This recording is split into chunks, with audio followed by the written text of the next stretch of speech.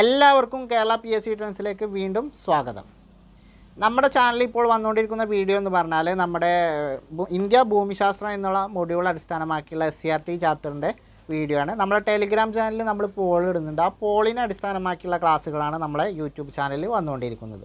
അപ്പോൾ ടെലിഗ്രാം ചാനലിൽ ജോയിൻ ചെയ്ത് പോളുകൾ അറ്റൻഡ് ചെയ്യാൻ താല്പര്യമുള്ളവർ കേരള PSC ട്രെൻഡ്സ് എന്ന നമ്മളെ ടെലിഗ്രാം ബാറിൽ സെർച്ച് ചെയ്ത് കഴിഞ്ഞാൽ നിങ്ങൾക്ക് ഗ്രൂപ്പിൽ ജോയിൻ ചെയ്ത് പോളുകൾ അറ്റൻഡ് ചെയ്യാവുന്നതാണ്.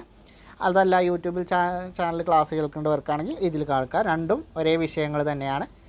അപ്പോൾ വീഡിയോയിലേക്ക് പോകുന്നതിന് മുമ്പ് എപ്പോഴും പറയുന്നത് പോലെ തന്നെയാണ്, എൻ്റെ വീഡിയോ കൊണ്ട് എന്തെങ്കിലും ഉപകാരം നിങ്ങൾക്കുണ്ടായാൽ മാത്രം എൻ്റെ ചാനലൊന്ന് സബ്സ്ക്രൈബ് ചെയ്യുക. നിങ്ങൾക്ക് ഉപകാരപ്പെട്ടതുപോലെ മറ്റുള്ളവർക്കും ഉപകാരപ്പെടുമെന്ന ബോധ്യമുണ്ടെങ്കിൽ ഷെയർ ചെയ്ത് മറ്റുള്ളവരിലേക്ക് എത്തിക്കുക. അപ്പോൾ അതുപോലെ നമ്മുടെ ടെലഗ്രാം ചാനലിൽ ജോയിൻ ചെയ്യാൻ താല്പര്യമുള്ളവർ അതിൽ ജോയിൻ ചെയ്യുക. അപ്പോൾ കൂടുതൽ പറഞ്ഞ് തെറിയിപ്പിക്കുന്നില്ല, നേരെ നമ്മുടെ ചോദ്യങ്ങളിലേക്ക് പോവാം. അപ്പോൾ നമുക്ക് ആദ്യത്തെ ചോദ്യത്തിലേക്ക് പോവാം. ഇന്ത്യയുടെ ഉത്തര അക്ഷാംശ സ്ഥാനം, ഇന്ത്യയുടെ ഉത്തര അക്ഷാംശ സ്ഥാനം അല്ലെങ്കിൽ നോർത്ത് അക്ഷാംശ സ്ഥാനം ഏതാണ്? ഓപ്ഷൻ എ 7.4 ഡിഗ്രി മുതൽ 36.6 ഡിഗ്രി വരെ. ഓപ്ഷൻ ബി 9.4 ഡിഗ്രി മുതൽ 38.6 ഡിഗ്രി വരെ. ഓപ്ഷൻ സി 8.4 ഡിഗ്രി മുതൽ 37.6 ഡിഗ്രി വരെ. ഓപ്ഷൻ ഡി 9 ഡിഗ്രി 4 മുതൽ 39 ഡിഗ്രി 6 വരെ. ഇതിലേതാണ്? അപ്പോൾ ഇന്ത്യയുടെ നോർത്ത് അല്ലെങ്കിൽ ഉത്തര അക്ഷാംശ സ്ഥാനം എന്ന് പറയുന്നത് ഓപ്ഷൻ സി ആണ്. 8 ഡിഗ്രി 4 മുതൽ 37 ഡിഗ്രി 6 വരെയാണ് ഇന്ത്യയുടെ നോർത്ത് അക്ഷാംശ സ്ഥാനം അല്ലെങ്കിൽ ഉത്തര അക്ഷാംശ സ്ഥാനം എന്ന് പറയുന്നത്. അപ്പോൾ 8 ഡിഗ്രി 4 നോർത്ത് മുതൽ 37 ഡിഗ്രി 6 നോർത്ത് വരെയാണ് ഇന്ത്യയുടെ ഉത്തര അക്ഷാംശ സ്ഥാനം. ഇന്ത്യയുടെ പൂർവ്വ അക്ഷാംശ സ്ഥാനം എത്രയാണ്? ഇന്ത്യയുടെ പൂർവ്വ അക്ഷാംശ സ്ഥാനം എത്രയാണ്? ഇന്ത്യയുടെ പൂർവ്വ അക്ഷാംശ സ്ഥാനം ഓപ്ഷൻ എ ആണ്. 68 ഡിഗ്രി 7 മുതൽ 97 ഡിഗ്രി 25 വരെയാണ് ഇന്ത്യയുടെ പൂർവ്വ അല്ലെങ്കിൽ ഈസ്റ്റ് അക്ഷാംശ സ്ഥാനം. പൂർവ്വ അല്ലെങ്കിൽ ഈസ്റ്റ് അക്ഷാംശ സ്ഥാനം എത്രയാണ്? 68 ഡിഗ്രി 7 മുതൽ 97 ഡിഗ്രി 25 വരെ. 68 ഡിഗ്രി 7 ഈസ്റ്റ് മുതൽ 97 ഡിഗ്രി 25 ഈസ്റ്റ് വരെയാണ് ഇന്ത്യയുടെ പൂർവ്വ അക്ഷാംശ സ്ഥാനം. ഈസ്റ്റ് വരെയാണ് ഇന്ത്യയുടെ പൂർവ്വ അക്ഷാംശ സ്ഥാനം. ശരിയല്ലാത്ത പ്രസ്താവന തിരഞ്ഞെടുക്കാനാണ്. താഴെ പ്രസ്താവനകൾ തന്നിട്ടുണ്ട്, അതിൽ നിന്ന് ശരിയല്ലാത്ത പ്രസ്താവന തിരഞ്ഞെടുക്കാനാണ്. ഇന്ത്യയുടെ വടക്ക് പടിഞ്ഞാറ് ജമ്മു കാശ്മീർ മുതൽ വടക്ക് കിഴക്ക് അരുണാചൽ പ്രദേശം വരെയാണ് ഉത്തര പർവ്വത മേഖല. ആ പ്രസ്താവന എന്താണ്? ശരിയാണ്. അപ്പോൾ ഇന്ത്യയുടെ വടക്കു പടിഞ്ഞാറ് ജമ്മു കാശ്മീർ മുതൽ വടക്കു കിഴക്ക് അരുണാചൽ പ്രദേശ് വരെ നീണ്ടു കിടക്കുന്നതാണിത് ഉത്തര പർവ്വത മേഖല. പ്രസ്താവന ശരിയാണ്. ഉത്തര പർവ്വത മേഖലയുടെ ഏകദേശ നീളം 2300 കിലോമീറ്ററാണ്. ആ പ്രസ്താവന എന്താണ്? തെറ്റാണ്. 2300 അല്ല, 2400 കിലോമീറ്ററാണ് എന്ത് ഉത്തര പർവ്വത മേഖലയുടെ ഏകദേശ നീളം എന്ന് പറയുന്നത്. അപ്പോൾ ഉത്തര പർവ്വത മേഖലയുടെ ഏകദേശ നീളം എന്ന് പറയുന്നത് 2400 കിലോമീറ്ററാണ്. അപ്പോൾ 2300 എന്നുള്ള ഈ പ്രസ്താവന എന്താണ്? തെറ്റാണ്. കാഞ്ചൻഗംഗ, നന്ദാദേവി തുടങ്ങിയ ഉയരം കൂടിയ കൊടുമുടികൾ ഹിമാലയൻ നിരകളുടെ ഭാഗമാണ്. അതും ശരിയാണ്. കാഞ്ചൻഗംഗ, നന്ദാദേവി തുടങ്ങിയ ഉയരം കൂടിയ കൊടുമുടികൾ എന്താണ്? ഹിമാലയൻ നിരകളുടെ ഭാഗമാണ്. ഏറ്റവും ഉയരം കൂടിയ കൊടുമുടിയായ എവറസ്റ്റ് നേപ്പാളിലാണ് സ്ഥിതി ചെയ്യുന്നത്. അതും ശരിയാണ്. അപ്പോൾ ഏറ്റവും ഉയരമുള്ള കൊടുമുടി ഏതാണ്? എവറസ്റ്റ് ആണ്. എവിടെയാണ് എവറസ്റ്റ് സ്ഥിതി ചെയ്യുന്നത്? നേപ്പാളിലാണ്. സിന്ധു, ഗംഗ, ബ്രഹ്മപുത്ര എന്നീ നദികൾ ഹിമാലയൻ പർവ്വത നിരകളിൽ നിന്നാണ് ഉത്ഭവിക്കുന്നത്. അപ്പോൾ സിന്ധു, ഗംഗ, ബ്രഹ്മപുത്ര എന്നീ നദികൾ ഹിമാലയൻ പർവ്വത നിരകളിൽ നിന്നാണ് ഉത്ഭവിക്കുന്നത്. ശരിയാണ്. അതുകൊണ്ടാണ് ഇവയെ ഹിമാലയൻ നദികളെന്ന് പറയുന്നത്. കാശ്മീർ, ഹിമാചൽ പ്രദേശ്, ഉത്തരാഖണ്ഡ്, സിക്കിം, അരുണാചൽ പ്രദേശ്, നാഗാലാൻഡ്, മണിപ്പൂർ, മേഘാലയ, മിസോറാം, ത്രിപുര എന്നീ സംസ്ഥാനങ്ങളുടെ ഭൂരിഭാഗം പ്രദേശങ്ങളും ഉത്തര പർവ്വത മേഖലയുടെ ഭാഗമാണ്. അപ്പോൾ ഉത്തര പർവ്വത മേഖല വ്യാപിച്ച് കിടക്കുന്ന സംസ്ഥാനങ്ങൾ ഏതൊക്കെയാണ്?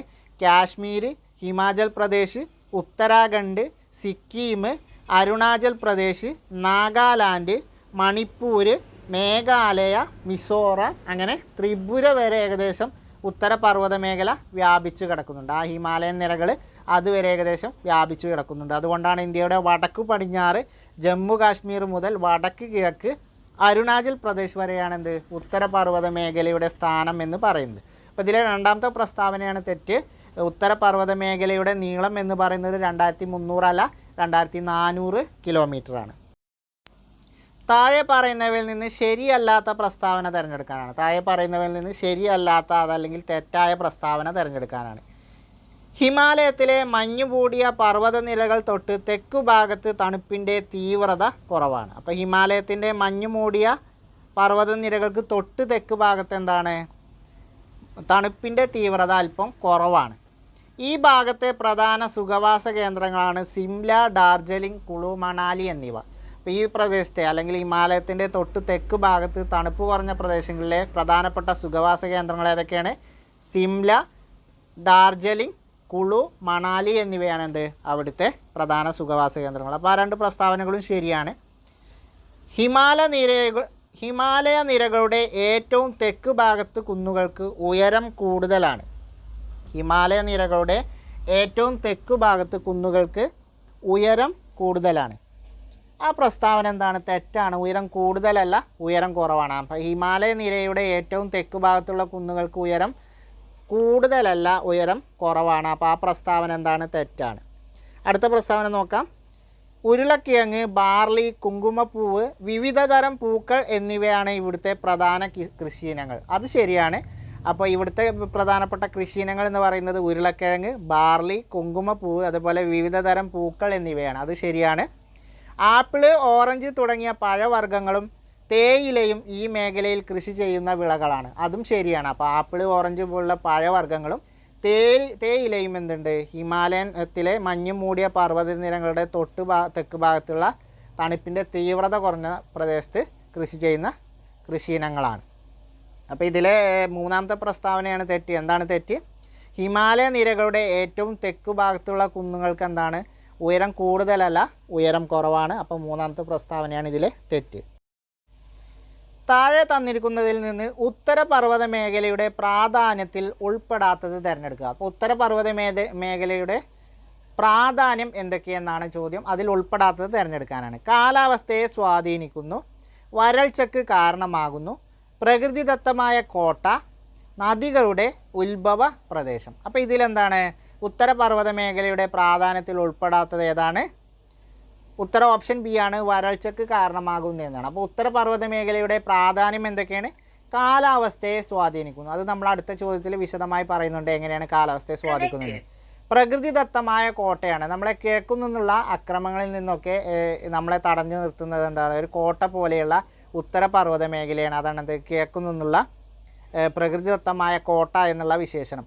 അതേപോലെ നദികളുടെ ഉത്ഭവ പ്രദേശം, ഹിമാലയൻ നദികളുടെ ഉത്ഭവ പ്രദേശമാണെന്ത്? ഉത്തരപർവ്വത മേഖല. അതുകൊണ്ടാണ് ഇവയെ നദികളുടെ ഉത്ഭവ പ്രദേശം എന്ന് പറയാനുള്ള കാരണം. പ്രകൃതിദത്തമായ കോട്ട എന്ന് വിശേഷിപ്പിക്കാനുള്ള കാരണം എന്താണ്? നമ്മുടെ കിഴക്ക് ഭാഗത്തു നിന്നുള്ള ആക്രമണങ്ങളിൽ നിന്നൊക്കെ, വടക്കു കിഴക്കൻ ഭാഗങ്ങളിൽ നിന്നുള്ള ആക്രമണങ്ങളിൽ നിന്ന് നമ്മളെ സംരക്ഷിച്ചു നിർത്തുന്നത് എന്താണ്? ഈ ഒരു കോട്ട പോലെയുള്ള നമ്മുടെ ഉത്തരപർവ്വത മേഖലയാണ്. അതുകൊണ്ടാണ് അതിനെ എന്താണ് പ്രകൃതിദത്തമായ കോട്ട എന്ന് വിശേഷിപ്പിക്കാനുള്ള കാരണം. കാലാവസ്ഥയെ സ്വാധീനിക്കുന്നത് എങ്ങനെയെന്നുള്ളത് നമ്മൾ അടുത്ത ചോദ്യത്തിൽ പഠിക്കും. അപ്പോൾ നമുക്ക് അവിടെ വിശദമായിട്ട് പറയാം. അപ്പോൾ ഉത്തരപർവ്വത മേഖലയുടെ പ്രാധാന്യത്തെക്കുറിച്ച് നമ്മൾ പറഞ്ഞു. അപ്പോൾ അടുത്ത ചോദ്യം. ശൈത്യകാലത്ത് മധ്യ ഏഷ്യയിൽ നിന്ന് വീശുന്ന ശീതക്കാറ്റിനെ ഇന്ത്യയിലേക്ക് കടത്തിവിടാതെ സംരക്ഷിക്കുന്നതും മൺസൂൺ കാറ്റുകളെ തടഞ്ഞു നിർത്തി ഉത്തരേന്ത്യയിലുടനീളം മഴ പെയ്യിപ്പിക്കുന്നതും ഏത് ഭൂപ്രദേശമാണ്? ഉത്തരമഹാസമതലം, ഉപദ്വീപീയ പീഠഭൂമി, ഉത്തരപർവ്വത മേഖല, തീരപ്രദേശം. ഏത് ഭൂപ്രദേശമാണ്? ഓപ്ഷൻ സി, ഉത്തരപർവ്വത മേഖലയാണ്. നമ്മൾ നേരത്തെ ഉത്തരപർവ്വത മേഖലയുടെ പ്രാധാന്യത്തിൽ പറഞ്ഞതാണെന്ത്? കാലാവസ്ഥയെ സ്വാധീനിക്കുന്നു എന്നുള്ളത്. ഈ കാലാവസ്ഥയെ എങ്ങനെയാണ് ഉത്തരപർവ്വത മേഖല സ്വാധീനിക്കുന്നത്? ശൈത്യകാലത്ത് മധ്യ ഏഷ്യയിൽ നിന്ന് വീശുന്ന ശീതക്കാറ്റിനെ ഇന്ത്യയിലേക്ക് കടത്തിവിടാതെ സംരക്ഷിക്കുന്നു, ഒന്ന്. അതുപോലെ എന്ത് ചെയ്തു? മൺസൂൺ കാറ്റുകളെ തടഞ്ഞു നിർത്തി ഉത്തരേന്ത്യ മുഴുവൻ മഴ പെയ്യിപ്പിക്കുന്നതും ഏതാണ്? ഉത്തരപർവ്വത മേഖലയാണ്. അപ്പോൾ ഇതിങ്ങനെയാണ് എന്ത്? ഉത്തരപർവ്വത മേഖല കാലാവസ്ഥയെ സ്വാധീനിക്കുന്നത്. അപ്പോൾ ശൈത്യകാലത്ത് മധ്യ ഏഷ്യയിൽ നിന്ന് വീശുന്ന ശീതക്കാറ്റിനെ ഇന്ത്യയിലേക്ക് കടത്തിവിടാതെ സംരക്ഷിക്കുന്നു, മൺസൂൺ കാറ്റുകളെ തടഞ്ഞു നിർത്തി ഉത്തരേന്ത്യയിലുടനീളം മഴ പെയ്യിപ്പിക്കുന്നതുമാരാണ്? ഉത്തരപർവ്വത മേഖലയുടെ സാന്നിധ്യമാണ്. അടുത്ത ചോദ്യം നോക്കാം. ഉത്തര മഹാസമതലത്തെ സംബന്ധിച്ച് താഴെ പറയുന്നവയിൽ നിന്ന് ശരിയല്ലാത്ത പ്രസ്താവന തിരഞ്ഞെടുക്കുക. നമ്മളിപ്പോൾ പർവ്വത മേഖലയെക്കുറിച്ച് പറഞ്ഞു. ഇനി ഉത്തര സമതലത്തെക്കുറിച്ച് താഴെ പറയുന്നവയിൽ നിന്ന് ശരിയല്ലാത്ത പ്രസ്താവന തിരഞ്ഞെടുക്കാനാണ്. നോക്കാം. ഒന്നാമത്തെ പ്രസ്താവന. രാജസ്ഥാൻ, പഞ്ചാബ്, ഹരിയാന, ഉത്തർപ്രദേശ്, ബീഹാർ, പശ്ചിമ ബംഗാളിൻ്റെ കുറേ ഭാഗങ്ങൾ എന്നിവ ഉൾപ്പെടുന്ന പ്രദേശമാണ് ഉത്തര മഹാസമതലം. ശരിയാണ്. ഉത്തര മഹാസമതലം എവിടെയൊക്കെ വ്യാപിച്ചു കിടക്കുന്നു? രാജസ്ഥാൻ, പഞ്ചാബ്, ഹരിയാന, ഉത്തർപ്രദേശ്, ബീഹാർ എന്നീ സംസ്ഥാനങ്ങളും അതേപോലെ പശ്ചിമ ബംഗാളിൻ്റെ കുറേ ഭാഗങ്ങളും ഉൾപ്പെടുന്നതാണെന്ത്? ഉത്തര മഹാസമതലം എന്ന് പറയുന്നത്. സിന്ധു, ഗംഗ, ബ്രഹ്മപുത്ര എന്നീ നദികളും അവയുടെ പോഷക നദികളും ഒഴുക്കിക്കൊണ്ടുവന്ന എക്കൽ മണ്ണ് നിക്ഷേപിക്കപ്പെട്ട് രൂപം കൊണ്ട സമതല പ്രദേശമാണ് ഉത്തര മഹാസമതലം. ശരിയാണ്. അപ്പോൾ ഉത്തര മഹാസമതലം രൂപപ്പെട്ടത് എങ്ങനെയാണ്? സിന്ധു, ഗംഗ, ബ്രഹ്മപുത്ര എന്നീ ഹിമാലയൻ നദികളും അവയുടെ പോഷക നദികളും ഒഴുക്കിക്കൊണ്ടുവന്ന എക്കൽ മണ്ണ് നിക്ഷേപിക്കപ്പെട്ട് രൂപം കൊണ്ട സമതല പ്രദേശമാണിത് ഉത്തര മഹാസമതല പ്രദേശം. ശരിയാണ്.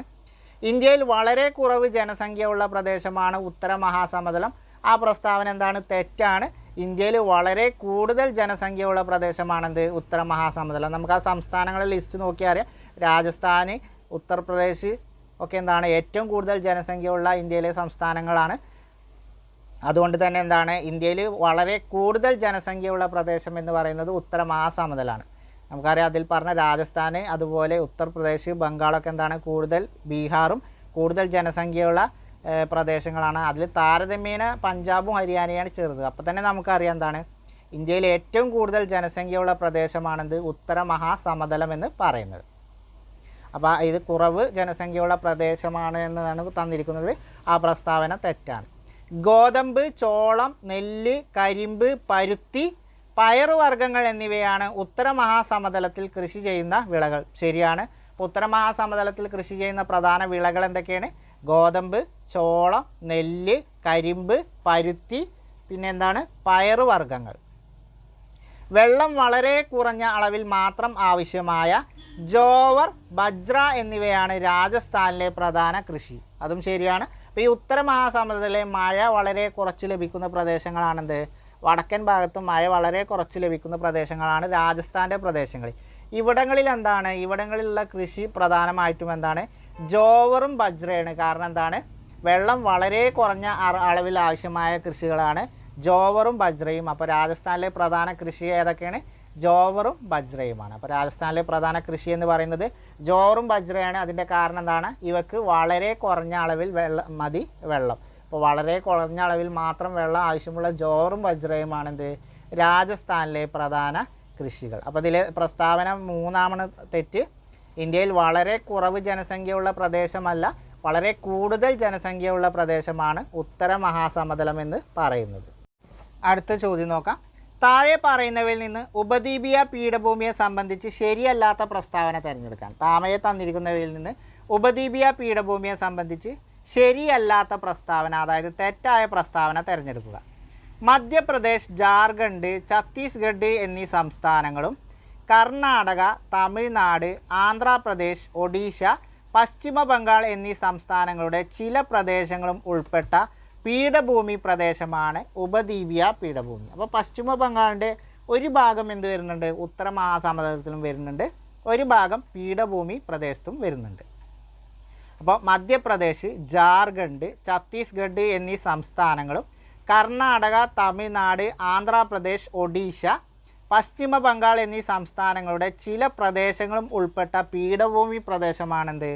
ഉപദ്വീപീയ പീഠഭൂമി എന്ന് പറയുന്നത്. ആ പ്രസ്താവന ശരിയാണ്. ഇന്ത്യയുടെ ധാന്യക്കലവറ എന്നറിയപ്പെടുന്ന പ്രദേശമാണ് ഉപദ്വീപീയ പീഠഭൂമി പ്രദേശം. ആ പ്രസ്താവന എന്താണ്? അത് തെറ്റാണ്. ഇന്ത്യയുടെ ധാന്യക്കലവറ എന്നറിയപ്പെടുന്നത് ഉത്തര മഹാസമതലമാണ്. കാരണം ഇന്ത്യയുടെ ധാന്യകൃഷി ഏറ്റവും കൂടുതൽ ചെയ്യുന്ന ഏരിയ എന്ന് പറയുന്നത് എന്താണ്? ഭൂപ്രദേശം എന്ന് പറയുന്നത് ഉത്തര മഹാസമതലമാണ്. അപ്പോൾ ഇന്ത്യയുടെ ധാന്യക്കലവറ എന്നറിയപ്പെടുന്നത് ഉപദ്വീപീയ പീഠഭൂമി അല്ല, ഉത്തര മഹാസമതലമാണ്. അപ്പോൾ ഈ പ്രസ്താവന തെറ്റാണ്. ഉപദ്വീപീയ പീഠഭൂമി അറിയപ്പെടുന്നത് എന്താണ്? ഇന്ത്യയുടെ ധാതു കലവറയാണ്. അപ്പോൾ ധാതുക്കൾ കൊണ്ട് സമ്പുഷ്ടമായ ഒരു ഏരിയയാണെന്ത്? ഉപദ്വീപീയ പീഠഭൂമി പ്രദേശം. അതുകൊണ്ട് ഇന്ത്യയുടെ ധാതു കലവറ എന്നാണ് പറയുന്നത്. ധാന്യ കലവറ എന്ന് പറഞ്ഞാൽ അതെന്താണ്? അത് ഉത്തര മഹാസമതലവും. ധാതു കലവറ എന്ന് പറഞ്ഞാൽ അത് ഉപദ്വീപീയ പീഠഭൂമിയാണ്. കാരണം ഉപദ്വീപീയ പീഠഭൂമിയിലാണ് ധാരാളം ധാതുക്കൾ കൊണ്ട് സമ്പുഷ്ടമായ ഒരു ഏരിയയാണെന്ത്? അല്ലെങ്കിൽ ഒരു സ്ഥലമാണ് ഉപദ്വീപീയ പീഠഭൂമി. അതുകൊണ്ട് തന്നെയാണെന്ത്? ഖനനവും ഖനനാധിഷ്ഠിത വ്യവസായമാണെന്ത്? ഉപദ്വീപീയ പീഠഭൂമിയിലെ പ്രധാന വരുമാന മാർഗം എന്ന് പറയുന്നത്.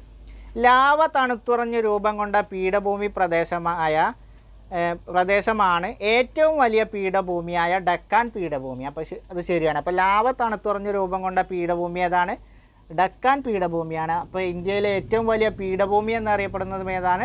ഡക്കാൻ പീഠഭൂമിയാണ്. അപ്പോൾ ലാവ തണുത്തുറഞ്ഞ് രൂപം കൊണ്ട പീഠഭൂമി എന്ന് പറയുന്നത് ഡക്കാൻ പീഠഭൂമിയാണ്. ഇന്ത്യയിലെ ഏറ്റവും വലിയ പീഠഭൂമി എന്ന് പറയുന്നതും ഏതാണ്? ഡക്കാൻ പീഠഭൂമിയാണ്. ഈ ലാവയുടെ അവസാദങ്ങൾ അടിഞ്ഞതുകൊണ്ട് തന്നെയാണ് ഇവിടെ എന്താണ്? കറുത്ത മണ്ണാണ്, ഫലഭൂയിഷ്ടമായ കറുത്ത മണ്ണാണ് ഈ പീഠഭൂമികളുടെ പ്രത്യേകത. പരുത്തി, പയറ് വർഗ്ഗങ്ങൾ, നിലക്കടല, കരിമ്പ്, ചോളം, റാഗി, മുളക് എന്നീ വിളകളാണ് പീഠഭൂമി പ്രദേശത്തെ പ്രധാന കൃഷി. അപ്പോൾ ഉപദ്വീപീയ പീഠഭൂമി പ്രദേശത്തെ പ്രധാന കൃഷികൾ എന്ന് പറയുന്നത് പരുത്തി, പയറ് വർഗ്ഗങ്ങൾ, നിലക്കടല, കരിമ്പ്, ചോളം, റാഗി, മുളക് എന്നീ വിളകളാണിത് പീഠഭൂമി പ്രദേശത്തെ പ്രധാന കൃഷി ഇനങ്ങൾ. അതും ശരിയാണ്. കൽക്കരി, ഇരുമ്പയിര്, മാംഗനീസ്, ബോക്സൈറ്റ്, ചുണ്ണാമ്പ് കല്ല് തുടങ്ങിയ ധാതു നിക്ഷേപങ്ങളുള്ള പ്രദേശമാണ് ഉപദ്വീപീയ പീഠഭൂമി. അതും ശരിയാണ്. അപ്പോൾ കൽക്കരി, ഇരുമ്പയിര്, മാംഗനീസ്, ബോക്സൈറ്റ്, ചുണ്ണാമ്പ് കല്ല് തുടങ്ങിയ ധാതു നിക്ഷേപങ്ങളുള്ള പ്രദേശവും ഏതാണ്? ഉപദ്വീപീയ പീഠഭൂമിയാണ്. അപ്പോൾ ഇതിലെ തെറ്റ് എന്ന് പറയുന്നത് മൂന്നാമത്തെ പ്രസ്താവനയാണ്. ഇന്ത്യയുടെ ധാന്യ കലവറയല്ല, ധാതു കലവറയാണെന്ത്? ഉപദ്വീപീയ പീഠഭൂമി. ധാന്യ കലവറ എന്ന് പറയുന്നത് ഏതാണ്? ഉത്തര മഹാസമതലമാണ്. അപ്പോൾ ഇതിൽ ആ പ്രസ്താവനകൾ തെറ്റ്, ബാക്കിയുള്ള എല്ലാ പ്രസ്താവനകളും ശരിയാണ്. തീരസമതലവുമായി ബന്ധപ്പെട്ട് ശരിയായ പ്രസ്താവന തിരഞ്ഞെടുക്കാനാണ്. ഇന്ത്യയിലെ തീരസമതലവുമായി ബന്ധപ്പെട്ട് ശരിയായ പ്രസ്താവന തിരഞ്ഞെടുക്കാനാണ്. പ്രസ്താവനകൾ നോക്കാം. ഇന്ത്യയുടെ കടൽ തീര ദൈർഘ്യം ഏകദേശം 6100 കിലോമീറ്ററാണ്. അതെന്താണ്? ശരിയാണ്. അപ്പോൾ ഇന്ത്യയുടെ കടൽ തീര ദൈർഘ്യം എന്ന് പറയുന്നത് ഏകദേശം 6100 കിലോമീറ്ററാണ്. ആ നമ്പർ പ്രത്യേകം നോട്ട് ചെയ്യണം. 6100 കിലോമീറ്റർ. അതെന്താണ്? ശരിയാണ്. ബംഗാൾ ഉൾക്കടലിനോട് ചേർന്ന തീരമാണ് കിഴക്കൻ തീരം. ശരിയാണ്.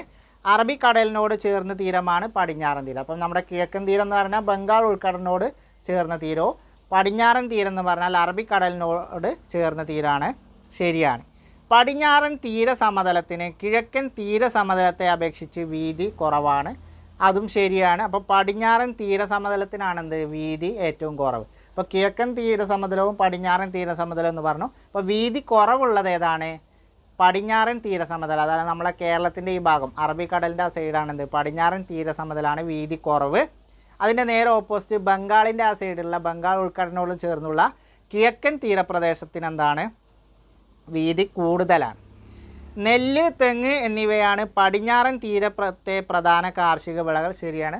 നെല്ല്, തെങ്ങ് എന്നിവയാണെന്ത്? പടിഞ്ഞാറൻ തീരപ്രദേശത്തെ പ്രധാന കാർഷിക വിളകൾ. മത്സ്യബന്ധനമാണ് ഈ തീരപ്രദേശത്തെ പ്രധാന തൊഴിൽ. അതും ശരിയാണ്. അപ്പോൾ നമുക്കറിയാം മത്സ്യബന്ധനം, തീരപ്രദേശം എന്ന് പറയുമ്പോൾ എന്താണ്? മീനുമായി ബന്ധപ്പെട്ട് മത്സ്യബന്ധനമാണെന്ത്? അവരുടെ ഉപജീവന മാർഗം. അപ്പോൾ പ്രധാന തൊഴിൽ മത്സ്യബന്ധനമാണ്. ശരിയാണ്. പ്രധാന കൃഷി എന്ന് പറയുന്നത് നെല്ലും തെങ്ങുമാണ്. പ്രധാന കൃഷി കിഴക്കൻ തീരപ്രദേശങ്ങളിലെ പ്രധാന കൃഷി എന്ന് പറയുന്നത് നെല്ല്, തെങ്ങ് എന്നിവയാണ്. പടിഞ്ഞാറൻ തീരപ്രദേശങ്ങളിലെ പ്രധാന കൃഷി എന്ന് പറയുന്നത് നെല്ല്, തെങ്ങ് എന്നിവയാണ്. ശരിയാണ്. അപ്പോൾ ഉത്തരം എന്താ വരിക? എല്ലാം ശരിയാണ്. ഈ 4 പ്രസ്താവനകളും ശരിയാണ്. ഒന്നുകൂടി ഓടിച്ച് പറയാം.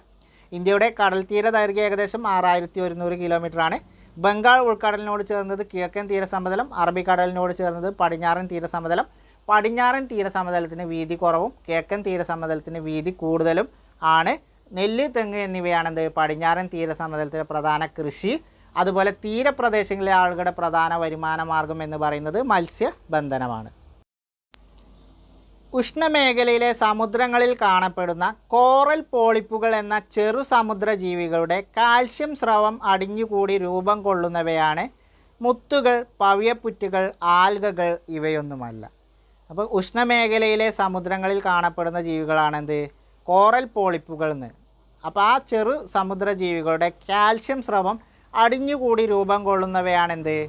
Option B, പവിഴപ്പുറ്റുകളാണ്. അപ്പോൾ എന്താണ് പവിഴപ്പുറ്റുകൾ എന്ന് ചോദിച്ചാൽ നമ്മളെ ഉഷ്ണമേഖലയിലെ സമുദ്രങ്ങളിൽ കാണപ്പെടുന്ന ചെറിയ സൂക്ഷ്മജീവികളാണെന്ത്? കോറൽ പോളിപ്പുകൾ എന്ന് പറയുന്നത്. ഈ കോറൽ പോളിപ്പുകളുടെ കാൽസ്യം ദ്രവം അടിഞ്ഞുകൂടി രൂപം കൊള്ളുന്നവയാണെന്ത്? പവിഴപ്പുറ്റുകൾ എന്ന് പറയുന്നത്. നമ്മുടെ ലക്ഷദ്വീപ് എന്താണ്? പവിഴപ്പുറ്റ് ദ്വീപിന് ഒരു ഉദാഹരണമാണ്. അപ്പോൾ ലക്ഷദ്വീപിനൊക്കെ എന്താണ്? തിരയിൽ നിന്ന് സംരക്ഷിക്കുന്നത് ഈ പവിഴപ്പുറ്റുകളാണ്. അപ്പോൾ ലക്ഷദ്വീപ് എന്താണ്? പവിഴപ്പുറ്റ് ദ്വീപിന് ഉദാഹരണമാണ്. എന്താണ് പവിഴപ്പുറ്റുകൾ എന്ന് പറഞ്ഞാൽ? മേഖലയിലെ സമുദ്രങ്ങളിൽ കാണപ്പെടുന്ന സൂക്ഷ്മജീവികളാണെന്ത് കോറൽ പോളിപ്പുകൾ. ഇവയുടെ കാൽസ്യം ദ്രവം അടിഞ്ഞുകൂടി രൂപം കൊള്ളുന്നവയാണെന്ത് പവിഴപ്പുറ്റുകൾ എന്ന് പറയുന്നത്. ലക്ഷദ്വീപ് എന്താണ് പവിഴപ്പുറ്റ് ദ്വീപിന് ഉദാഹരണമാണ്. അടുത്ത് നോക്കാം, പ്രസ്താവനകളിൽ ശരിയോ തെറ്റോ എന്ന് തിരഞ്ഞെടുക്കാനാണ്. താഴെ 2 പ്രസ്താവനകൾ തന്നിട്ടുണ്ട്, അതിൽ നിന്ന് ശരിയോ തെറ്റോ എന്ന് തിരഞ്ഞെടുക്കാനാണ്. ലക്ഷദ്വീപിൽ മിക്കവയും പവിഴ ദ്വീപുകളാണ്. ആൻഡമാൻ നിക്കോബാർ ദ്വീപുകളിൽ മിക്കവയിലും നിബിഡ വനങ്ങളാണ്. അപ്പോൾ പ്രസ്താവന എന്താണ്? എല്ലാം ശരി എല്ലാം തെറ്റ്. ഉത്തരം എന്താണ്? എല്ലാം ശരിയാണ്. അപ്പോൾ ലക്ഷദ്വീപിൽ മിക്കവയും എന്താണ് പവിഴ ദ്വീപുകളാണ്. അതുപോലെ ആൻഡമാൻ നിക്കോബാർ ദ്വീപുകളിൽ മിക്കവയിലും നിബിഡ വനങ്ങളാണ്. രണ്ടും ശരിയാണ്. അപ്പോൾ ആൻഡമാൻ നിക്കോബാർ ദ്വീപുകളിൽ മിക്കവയിലും എന്താണ് മിക്ക ദ്വീപുകളിലും നിബിഡ വനാണ്. ലക്ഷദ്വീപിൽ മിക്കവയും എന്താണ് പവിഴ ദ്വീപുകളാണ്. അപ്പോൾ 2 പ്രസ്താവനയും ശരിയാണ്, എല്ലാം ശരിയാണ്. വാരണാസി പട്ടണം സ്ഥിതി ചെയ്യുന്നത് ഏത് നദിയുടെ തീരത്താണ്? വാരണാസി പട്ടണം സ്ഥിതി ചെയ്യുന്നത് ഏത് നദിയുടെ തീരത്താണ്? സിന്ധു, ഗംഗ, ബ്രഹ്മപുത്ര, കൃഷ്ണ. അപ്പോൾ വാരണാസി പട്ടണം സ്ഥിതി ചെയ്യുന്നത് ഏത് നദിയുടെ തീരത്താണ്? ഓപ്ഷൻ ബി ആണ്, ഗംഗയാണ്. ഗംഗയുടെ തീരത്താണെന്ത് വാരണാസി പട്ടണം സ്ഥിതി ചെയ്യുന്നത്. ഗംഗയുടെ തീരത്താണെന്ത് വാരണാസി പട്ടണം സ്ഥിതി ചെയ്യുന്നത്. അപ്പോൾ വാരണാസി പട്ടണം സ്ഥിതി ചെയ്യുന്നത് എവിടെയാണ്? ഓപ്ഷൻ ബി ഗംഗയുടെ തീരത്താണ്. ഗംഗയുടെ തീരത്താണ് വാരണാസി പട്ടണം സ്ഥിതി ചെയ്യുന്നത്. അടുത്ത ചോദ്യം നോക്കാം. നദികളെ സംബന്ധിച്ച് താഴെ പറയുന്ന പ്രസ്താവനകളിൽ നിന്ന് ശരിയല്ലാത്ത പ്രസ്താവന തിരഞ്ഞെടുക്കാനാണ്. നദികളെ സംബന്ധിച്ച് താഴെ പറയുന്ന പ്രസ്താവനകളിൽ നിന്ന് ശരിയല്ലാത്ത പ്രസ്താവന, അതായത് തെറ്റായ പ്രസ്താവന തിരഞ്ഞെടുക്കാനാണ്. സിന്ധു, ഗംഗ, ബ്രഹ്മപുത്ര എന്നീ നദികളും അവയുടെ പോഷക നദികളുമാണ് ഉത്തരേന്ത്യയിലെ പ്രധാനപ്പെട്ട ജലസ്രോതസ്സുകൾ. അപ്പോൾ ഉത്തരേന്ത്യയിലെ പ്രധാനപ്പെട്ട ജലസ്രോതസ്സ് എന്ന് പറയുന്നത് സിന്ധു, ഗംഗ, ബ്രഹ്മപുത്ര എന്നീ ഹിമാലയൻ നദികളും അവയുടെ പോഷക നദികളുമാണ്. ആ പ്രസ്താവന ശരിയാണ്. ഹിമാലയത്തിൽ നിന്ന് ഉത്ഭവിക്കുന്ന നദികളെ ഹിമാലയം നദികൾ എന്ന് വിളിക്കുന്നു. അത് ശരിയാണ്. അപ്പോൾ ഇവയൊക്കെ എന്താണ്? സിന്ധു, ഗംഗ, ബ്രഹ്മപുത്ര എന്നിവ ഹിമാലയൻ നദികളാണ്. ഹിമാലയത്തിൽ നിന്ന് ഉത്ഭവിക്കുന്ന നദികളെ നമ്മൾ എന്താണ് വിളിക്കുന്നത്? ഹിമാലയൻ നദികൾ എന്ന് വിളിക്കുന്നു. മഞ്ഞു മൂടിയ പ്രദേശത്ത് നിന്ന് ഉത്ഭവിക്കുന്നതിനാൽ ഈ നദികളിൽ വേനൽക്കാലത്തും ജലസമൃദ്ധമാണ്. ഇപ്പോൾ ഹിമാലയം എന്ന് പറഞ്ഞാൽ നമുക്കറിയാം മഞ്ഞു മൂടിയ പ്രദേശമാണ്. അവിടെ നിന്ന് ഉത്ഭവിക്കുന്ന നദികളായതിനാൽ വേനൽക്കാലത്തും ഈ നദികളിൽ എന്താണ് ജലസമൃദ്ധമാണ്. അതും ശരിയാണ്. ഉപദ്വീപീയ പീഠഭൂമിയിൽ നിന്ന് ഉത്ഭവിക്കുന്ന നദികളാണ് ഉപദ്വീപീയ നദികൾ. ഉപദ്വീപീയ പീഠഭൂമി പ്രദേശത്തെ ഉയർന്ന പ്രദേശങ്ങളിൽ നിന്ന് ഉത്ഭവിക്കുന്ന നദികളാണെന്ത് ഉപദ്വീപീയ നദികൾ എന്ന് പറയുന്നത്. ഉപദ്വീപീയ നദികൾ മഴയെ ആശ്രയിക്കുന്നതിനാൽ വേനൽക്കാലത്ത് അവയിൽ വെള്ളം കുറവായിരിക്കില്ല. അപ്പോൾ ഉപദ്വീപീയ നദികൾ മഴയെ ആശ്രയിക്കുന്നതിനാൽ വേനൽക്കാലത്ത് അവയിൽ വെള്ളം കുറവായിരിക്കില്ല. ഈ പ്രസ്താവന തെറ്റാണ്. വേനൽക്കാലത്ത് അവയിൽ വെള്ളം തീരെ കുറവായിരിക്കും എന്നാണ് ശരിയായ പ്രസ്താവന. ഇത് കുറവായിരിക്കില്ല എന്ന് പറഞ്ഞാൽ എന്താണ്? അതിൻ്റെ അർത്ഥം അതിൽ വെള്ളം ഉണ്ട് എന്നാണ്. എന്നാൽ വേനൽക്കാലത്ത് എന്താണ്? അതിൽ മഴയെ ആശ്രയിക്കുന്നത് കൊണ്ട് വേനൽക്കാലത്ത് വെള്ളം അതിൽ തീരെ കുറവായിരിക്കും. അതായത് വെള്ളം വളരെ കുറവായിരിക്കും. അപ്പോൾ ഉപദ്വീപീയ നദികൾ മഴയെ ആശ്രയിക്കുന്നതിനാൽ വേനൽക്കാലത്ത് അവയിൽ എന്താണ് വെള്ളം തീരെ കുറവായിരിക്കും. വെള്ളം കുറവായിരിക്കില്ല എന്നുള്ള ഈ ഒരു പ്രസ്താവന എന്താണ്? തെറ്റാണ്. അപ്പോൾ എന്താണ്? ഇതിൽ അവസാനത്തെ പ്രസ്താവനയാണ് തെറ്റ്. ബാക്കിയുള്ള എല്ലാ പ്രസ്താവനകളും ശരിയാണ്. ശരിയല്ലാത്ത പ്രസ്താവന തിരഞ്ഞെടുക്കാനാണ്. വീണ്ടും എന്താണ്? തെറ്റായ പ്രസ്താവന അഥവാ ശരിയല്ലാത്ത പ്രസ്താവന തിരഞ്ഞെടുക്കാനാണ്. ഉത്തര മഹാസമതലത്തിലെയും മറ്റു നദീതടങ്ങളിലെയും മണ്ണിനമായ എക്കൽ മണ്ണാണ് ഏറ്റവും ഫലഭൂയിഷ്ഠമായ മണ്ണ്. ശരിയാണ്. അപ്പോൾ ഏറ്റവും ഫലഭൂയിഷ്ഠമായ മണ്ണ് എന്ന് പറഞ്ഞാൽ അത് എക്കൽ മണ്ണാണ്. ഉത്തര മഹാസമതലത്തിലെയും മറ്റു നദീതടങ്ങളിലെയും മണ്ണാണെന്ത് എക്കൽ മണ്ണ് എന്ന് പറയുന്നത്. ഏറ്റവും ഫലഭൂയിഷ്ഠമായ മണ്ണാണെന്ത് എക്കൽ മണ്ണ്. അപ്പോൾ ഒന്നാമത്തെ പ്രസ്താവന ശരിയാണ്. ഉപദ്വീപീയ പീഠഭൂമിയിലെ കറുത്ത മണ്ണാണ് പരുത്തി, കരിമ്പ് കൃഷിക്ക് അനുയോജ്യമായ മണ്ണ്. അപ്പോൾ പരുത്തി കൃഷിക്ക്, കരിമ്പ് കൃഷിക്കൊക്കെ അനുയോജ്യമായ മണ്ണ് ഏതാണ്? കറുത്ത മണ്ണാണ്. ഉപദ്വീപീയ പീഠഭൂമിയിൽ കാണപ്പെടുന്ന മണ്ണാണ് കറുത്ത മണ്ണ്. അപ്പോൾ നമ്മൾ പറഞ്ഞു ലാവ തണുത്തുറഞ്ഞ് രൂപം കൊണ്ടതാണെന്ത് ഡെക്കാൻ പീഠഭൂമി എന്ന് പറഞ്ഞു. അപ്പോൾ ഈ പീഠഭൂമിയിലെ പ്രധാന മണ്ണിനമാണെന്ത് ഈ അവസാദങ്ങൾ അടിഞ്ഞുകൂടിയ ഈ ഒരു ലാവ തണുത്തുറഞ്ഞു കൊണ്ടുപോയ കട്ടിയുള്ള ഈ ഒരു കറുത്ത മണ്ണാണെന്ത് കരിമ്പ് കൃഷിക്കും അതേപോലെ പരുത്തി കൃഷിക്കൊക്കെ അനുയോജ്യമായ മണ്ണ്. അപ്പോൾ ഉപദ്വീപീയ പീഠഭൂമിയിലെ മണ്ണ് ഏതാണ്? കറുത്ത മണ്ണാണ്. ഈ കറുത്ത മണ്ണാണെന്ത് പരുത്തി കൃഷിക്കും കരിമ്പ് കൃഷിക്കൊക്കെ അനുയോജ്യമായ മണ്ണ്. റബ്ബർ കൃഷിക്ക് ഏറ്റവും അനുയോജ്യമായ മണ്ണാണ് ചെമ്മണ്ണ്. ആ പ്രസ്താവന തെറ്റാണ്. റബ്ബർ കൃഷിക്ക് ഏറ്റവും അനുയോജ്യമായ മണ്ണ് ലാറ്ററൈറ്റ് മണ്ണാണ്. അപ്പോൾ റബ്ബർ കൃഷിക്ക് ഏറ്റവും അനുയോജ്യമായ മണ്ണ് ഏതാണ്? ലാറ്ററൈറ്റ് മണ്ണാണ്, ചെമ്മണ്ണല്ല. ചെമ്മണ്ണ് എന്ന് പറഞ്ഞാൽ എന്താണ്? ഇരുമ്പിൻ്റെ അംശം കൂടുതലുള്ള മണ്ണാണ് എന്ത് ചെമ്മണ്ണ് എന്ന് പറയുന്നത്. ഫലഭൂയിഷ്ഠ കുറഞ്ഞ മണ്ണിനങ്ങളാണ് ചെമ്മണ്ണും ലാറ്ററൈറ്റും. അത് ശരിയാണ്. അപ്പോൾ ഫലഭൂയിഷ്ഠത കുറഞ്ഞ മണ്ണിനങ്ങളാണ് എന്ത് ചെമ്മണ്ണും ലാറ്ററൈറ്റും. പക്ഷെ നമുക്ക് എന്താണ് വളങ്ങളൊക്കെ ചേർത്തുകൊണ്ട് ഇതിൻ്റെ ഫലഭൂയിഷ്ഠത വർദ്ധിപ്പിക്കാൻ സാധിക്കും. അപ്പോൾ റബ്ബർ ഇതിലെ തെറ്റായ പ്രസ്താവന റബ്ബർ കൃഷിക്ക് ഏറ്റവും അനുയോജ്യമായ മണ്ണ് ചെമ്മണ്ണാണ് എന്നുള്ള പ്രസ്താവനയാണ് തെറ്റ്. റബ്ബർ കൃഷിക്ക് ഏറ്റവും അനുയോജ്യമായ മണ്ണ് ചെമ്മണ്ണല്ല, ലാറ്ററൈറ്റ് മണ്ണാണ്. ഏതാണ്? ലാറ്ററൈറ്റ് മണ്ണാണ്. അടുത്ത ചോദ്യം നോക്കാം. പ്രസ്താവനകൾ ശരിയോ തെറ്റോ എന്ന് തിരഞ്ഞെടുക്കാനാണ്. താഴെ 2 പ്രസ്താവനകളുണ്ട്. അത് ശരിയാണോ അല്ലെങ്കിൽ തെറ്റാണോ എന്ന് തിരഞ്ഞെടുക്കാനാണ്. ലോകത്തിലെ ഏറ്റവും സമൃദ്ധമായി മഴ ലഭിക്കുന്ന പ്രദേശമാണ് ചിറാപുഞ്ചി, മേഘാലയയിലെ ചിറാപുഞ്ചി. തണുപ്പ് കാലത്ത് ഇന്ത്യയിൽ ഏറ്റവും കൂടുതൽ തണുപ്പ് അനുഭവപ്പെടുന്ന പ്രദേശമാണ് കാശ്മീരിലെ കാർഗിലും ദ്രാസും. പ്രസ്താവനകൾ എന്താണ്? എല്ലാം തെറ്റ്, എല്ലാം ശരി. എന്താണ്? എല്ലാം ശരിയാണ്. ഈ 2 പ്രസ്താവനകളും ശരിയാണ്. അപ്പോൾ 2 ഫാക്റ്റുകൾ നമുക്ക് കിട്ടി. ലോകത്തിലെ ഏറ്റവും സമൃദ്ധമായി മഴ ലഭിക്കുന്ന പ്രദേശം ഏതാണ്? ചിറാപുഞ്ചിയാണ്. ചിറാപുഞ്ചി എവിടെയാണ്? മേഘാലയയിലാണ്. ഇന്ത്യയിലെ മേഘാലയ സംസ്ഥാനത്തിലെ ചിറാപുഞ്ചിയിലാണെന്ത് ലോകത്തിലെ ഏറ്റവും സമൃദ്ധമായി മഴ ലഭിക്കുന്ന പ്രദേശം എന്ന് പറയുന്നത്. ചിറാപുഞ്ചി എവിടെയാണ്? ചിറാപുഞ്ചി എവിടെയാണ്? മേഘാലയയിലാണ്. ഇന്ത്യയിലെ മേഘാലയയിലാണ്. മേഘാലയ സംസ്ഥാനത്താണ് ചിറാപുഞ്ചി. അവിടെയാണ് ലോകത്തിലെ ഏറ്റവും സമൃദ്ധമായി മഴ ലഭിക്കുന്ന പ്രദേശം എന്ന് പറയുന്നത്. അതുപോലെ ചിറാപുഞ്ചിയുടെ മറ്റൊരു പേരാണെന്ത്? സോറ എന്നുള്ളത്. സോറ എന്ന പേരിലും ചിറാപുഞ്ചി അറിയപ്പെടും. അപ്പോൾ അത് നോട്ട് ചെയ്ത് വെക്കും. അടുത്ത ഫാക്റ്റ്, തണുപ്പ് കാലത്ത് ഇന്ത്യയിൽ ഏറ്റവും കൂടുതൽ തണുപ്പ് അനുഭവപ്പെടുന്ന പ്രദേശമാണ് ഏത്? ദ്രാസും കാർഗിലും. അപ്പോൾ കാശ്മീരിലെ കാർഗിലും ദ്രാസുമാണെന്ത് തണുപ്പ് കാലത്ത് ഏറ്റവും കൂടുതൽ തണുപ്പ് അനുഭവപ്പെടുന്ന ഇന്ത്യയിലെ ഭൂപ്രദേശം എന്ന് പറയുന്നത്. -44 അത്ര വരെയൊക്കെ എന്ത് ചെയ്യും തണുപ്പ് അനുഭവപ്പെടുന്ന ഒരു പ്രദേശമാണെന്ത് കാർഗിൽ, ദ്രാസ് എന്നിവ. അപ്പോൾ ദ്രാസാണെന്ത് ഇന്ത്യയിൽ ഏറ്റവും കൂടുതൽ തണുപ്പ് ശൈത്യകാലത്ത് ഏറ്റവും കൂടുതൽ തണുപ്പ് അനുഭവപ്പെടുന്ന ഇന്ത്യയിലെ ഭൂപ്രദേശം എന്ന് പറയുന്നത് കാശ്മീരിലെ ദ്രാസും കാർഗിലുമാണ്. പ്രത്യേകം നോട്ട് ചെയ്ത് വെക്കുക. അപ്പോൾ 2 ഫാക്റ്റുകൾ പഠിച്ചു. അപ്പോൾ രണ്ടും എന്താണ്? ശരിയാണ്. 2 പ്രസ്താവനകളും ശരിയാണ്. അടുത്ത് നോക്കാം. കുറഞ്ഞ മഴയോ ജലത്തിൻ്റെ അമിത ചൂഷണമോ കാരണം കടുത്ത ജലദൗർബല്യം അനുഭവപ്പെടുന്ന സാഹചര്യം. അപ്പോൾ കുറഞ്ഞ മഴയോ അല്ലെങ്കിൽ ജലത്തിൻ്റെ അമിതമായ ചൂഷണമോ കാരണം കടുത്ത ജലദൗർലഭ്യം അനുഭവപ്പെടുന്ന സാഹചര്യമാണ് വേനൽക്കാലം, വരൾച്ച, ജലദൗർലഭ്യം ഇവയൊന്നുമല്ല. അപ്പോൾ ഏതാണ്? കുറഞ്ഞ മഴയോ അല്ലെങ്കിൽ ജലത്തിൻ്റെ അമിത ചൂഷണമോ കാരണം കടുത്ത ജലദൗർലഭ്യം അനുഭവപ്പെടുന്ന സാഹചര്യം അറിയപ്പെടുന്നത് ഓപ്ഷൻ ബി ആണ്, വരൾച്ചയാണ്. അപ്പോൾ എന്താണ് വരൾച്ച? കുറഞ്ഞ മഴയോ അല്ലെങ്കിൽ ജലത്തിൻ്റെ അമിത ചൂഷണമോ കാരണം കടുത്ത ജലദൗർലഭ്യം അനുഭവപ്പെടുന്ന സാഹചര്യമാണ് വരൾച്ച എന്ന് പറയുന്നത്. എന്താണ് വരൾച്ച? കുറഞ്ഞ മഴയോ ജലത്തിൻ്റെ അമിത ചൂഷണമോ കാരണം കടുത്ത ജലദൗർലഭ്യം അനുഭവപ്പെടുന്ന സാഹചര്യമാണ് വരൾച്ച എന്ന് പറയുന്നത്. അടുത്ത് വളരെ സിമ്പിൾ ചോദ്യമാണ്. ഇന്ത്യയിലെ ഉഷ്ണ കാലഘട്ടം ഏതാണ്? ഇന്ത്യയിലെ ഉഷ്ണ കാലഘട്ടം ജൂൺ മുതൽ സെപ്റ്റംബർ വരെ, ഒക്ടോബർ മുതൽ നവംബർ വരെ, ഡിസംബർ മുതൽ ഫെബ്രുവരി വരെ, മാർച്ച് മുതൽ മെയ് വരെ. അപ്പോൾ ഇന്ത്യയിലെ ഉഷ്ണ കാലഘട്ടം ഏതാണ്? ഉത്തരം ഓപ്ഷൻ ഡി ആണ്, മാർച്ച് മുതൽ മെയ് വരെയാണ്. മാർച്ച്, ഏപ്രിൽ, മെയ് കാലഘട്ടമാണ് ഇന്ത്യയിലെ ഉഷ്ണകാലഘട്ടം. ഉഷ്ണകാലഘട്ടം എന്ന് പറഞ്ഞാൽ ചൂടുകാലം അല്ലെങ്കിൽ വേനൽക്കാലം. അപ്പോൾ ഇന്ത്യയിലെ ഉഷ്ണകാലഘട്ടം ഏതാണ്? ഓപ്ഷൻ ഡി, മാർച്ച് മുതൽ മെയ് വരെയാണ് ഇന്ത്യയിലെ ഉഷ്ണകാലഘട്ടം. ജൂൺ മുതൽ സെപ്റ്റംബർ വരെയും ഒക്ടോബർ മുതൽ നവംബർ വരെയും 2 മഴക്കാലഘട്ടങ്ങളാണ് ഇന്ത്യയിലുള്ളത്. ഡിസംബർ മുതൽ ഫെബ്രുവരി വരെ ഇന്ത്യയിൽ എന്താണ്? ശൈത്യ കാലഘട്ടം അല്ലെങ്കിൽ തണുത്ത കാലഘട്ടം ആണ് ഉള്ളത്. ശൈത്യ കാലഘട്ടം അല്ലെങ്കിൽ തണുപ്പ് കാലഘട്ടം എന്ന് പറയുന്നത് ഡിസംബർ മുതൽ ഫെബ്രുവരിയാണ്. അപ്പോൾ മാർച്ച്, ഏപ്രിൽ, മെയ് ഈ 3 മാസങ്ങളാണെന്ത് അല്ലെങ്കിൽ മാർച്ച് മുതൽ മെയ് വരെയാണെന്ത് ഇന്ത്യയിലെ ഉഷ്ണകാലഘട്ടം അല്ലെങ്കിൽ വേനൽ കാലഘട്ടം എന്ന് അറിയപ്പെടുന്ന കാലഘട്ടം. അടുത്ത ചോദ്യം, ഇന്ത്യയിലെ ശൈത്യ കാലഘട്ടം നമുക്കറിയാം, സിമ്പിളാണ്.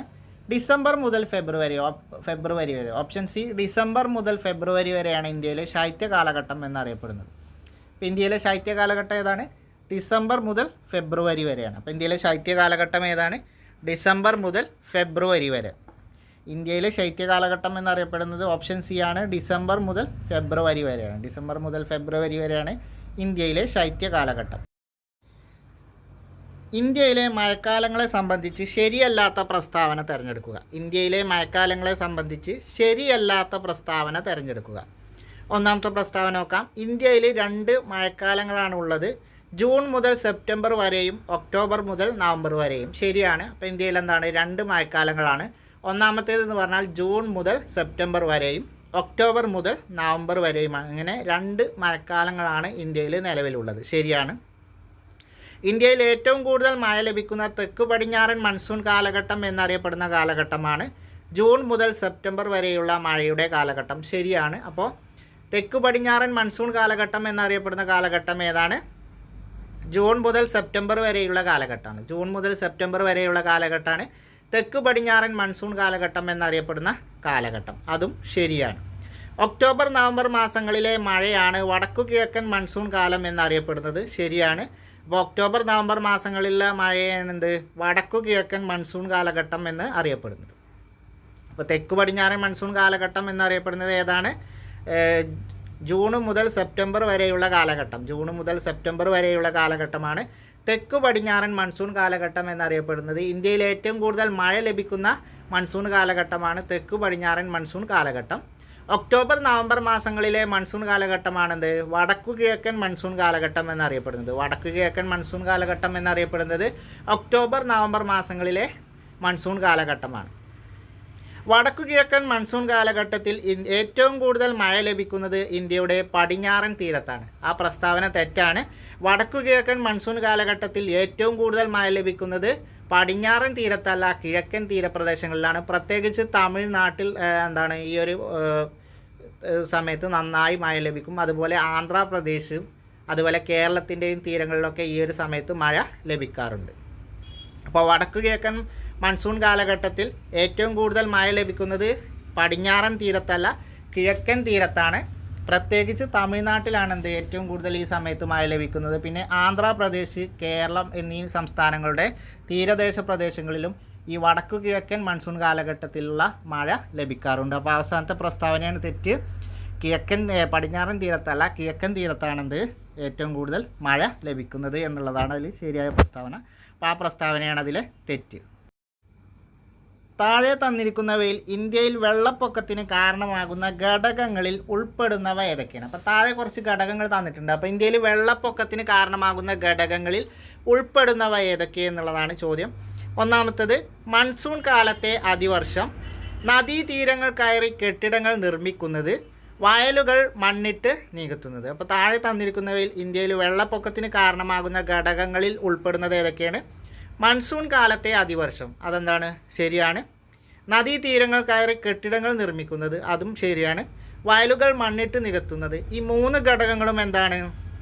വെള്ളപ്പൊക്കത്തിന്, ഇന്ത്യയിൽ വെള്ളപ്പൊക്കത്തിന് കാരണമാകുന്ന ഘടകങ്ങളാണ്. അപ്പോൾ ഉത്തരം എന്താണ്?